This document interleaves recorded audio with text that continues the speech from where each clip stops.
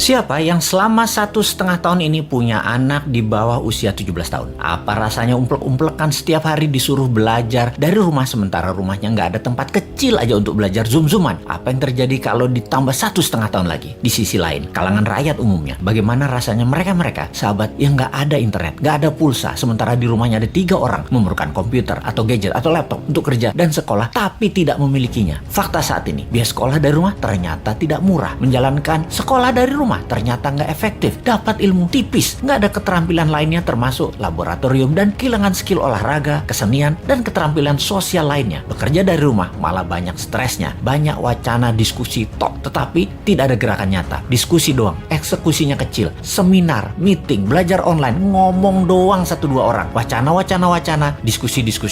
Rekening mah minus juga. Saat ini dunia bergeser jauh. Berapa lama kita akan menjadi seperti ini di bawah serangan virus? Jawabannya, kalau gini cara mengelolanya, selamanya, setidaknya sampai tahun 2025. Demikian kata WHO dan World Bank. Waduh, paling cepet 2023 awal deh. Tetap aja lama. Maunya tahun 2021 ini paling lama selesai deh. Vaksin deh tuh 100% orang Indonesia. Pertanyaan lagi, apakah selesai COVID? Ya nggak tahu juga. Menurut Ngana, selesaikah COVID ketika 100% manusia Indonesia sudah divaksin? Jawabannya nggak tahu. Misalnya, manusia setelah divaksin, efeknya tingkat kematian dan fatality-nya menurun, tetapi tetap bisa kena. Dimana kalau kena ya isolasi mandiri, katakan 10 hari. Setiap hari ada 30.000 orang bergantian bergiliran. Tiap hari ada 30.000. Karena 10 hari di isoman, maka yang dikurung hari itu adalah 300.000 orang per hari yang terkurung gantian sampai 100 juta orang. Gitu ya, 2 tahun itu bisa tercapai? Bisa lebih. Serem amat ya kalau ini terjadi. Untuk mencapai 60% populasi yang benar, ya bisa 2 tahun lagi, mungkin bisa 4 tahun lagi. Kalau hal ini terjadi, maka bukan hanya ekonomi yang ambiar, tetapi keterampilan sosial anak kita, keterampilan lainnya hilang. Bisa terjadi generation gap yang parah, di mana di tahun 2045, 24 tahun lagi, mereka usianya yang sekarang 10-20 tahun itu adalah mereka menjadi tulang punggung angkatan kerja dan usaha. Mereka, bayangkan, tidak punya keterampilan yang mumpuni. Maka angkatan yang usianya 50-70 tahun di kemudian tadi masih tetap bekerja dan ini tidak efektif. Maka gawat kalau bernegara tidak ada yang memikirkan hal ini, tetapi lebih memikirkan tenaga kerja asing bagaimana bisa masuk terus dengan dilindungi pejabat paling berkuasa. Alhamdulillah berhasil masuk terus. Itu lebih penting baginya sekarang. Saat ini generasi mendatang ngapain gue pikirin katanya. Yang penting saat ini lagi berkuasa, gak ada yang boleh halangin. Pokoknya gigi 5, gaspol, gue harus kaya. Lalu siapa yang urus generasi muda yang sudah 1,5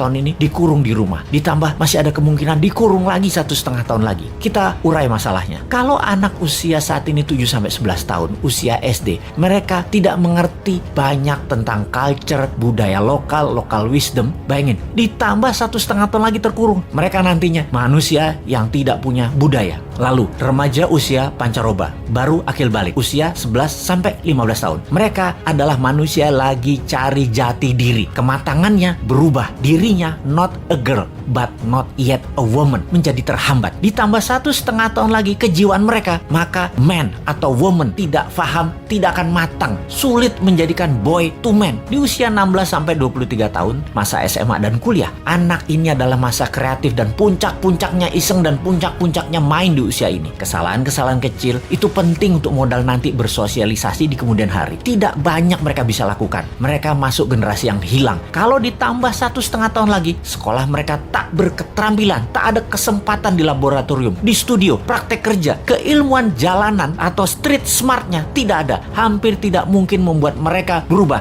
from man to gentleman. Ada 40% saat ini dari populasi Indonesia yang usianya saat ini 7-23 tahun. Yang 20 tahun lagi mereka merupakan tulang punggung keluarga, bangsa, negara. Jadi apa mereka ini nantinya? Ada yang mikirin pelindung nikel, mikirin. Yang pasang baliho jualan tahun 2024 itu mikirin. Yang menjabat sekarang mikirin. Kalau bosman, ada tuh bala muda walau kecil, kita berjuang.